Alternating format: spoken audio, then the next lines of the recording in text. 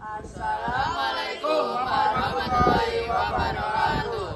Kami dari kelompok 3 akan menjelaskan tentang teks berita. Sebelum itu, mari kami memperkenalkan diri terlebih dahulu.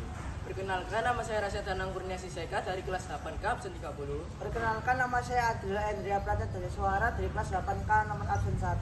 Perkenalkan, nama saya Rasya Pratama Putra Suprasnowo kelas 8K absen 31. Perkenalkan, nama saya Edgar Nanda Andrisko dari kelas 8K dengan nomor absen 12.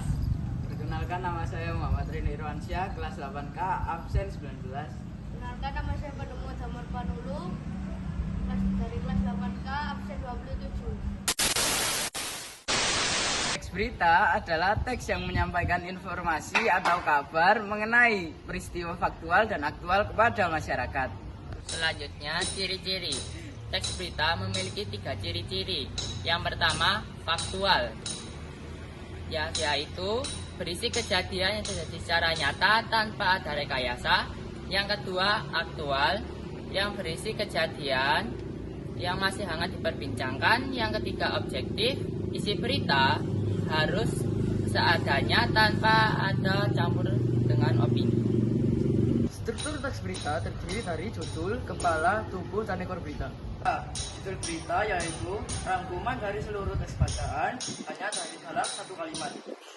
Kepala berita yaitu yang berisi pokok-pokok dari sebuah teks berita yang umumnya terdapat 5W dan 1 berita.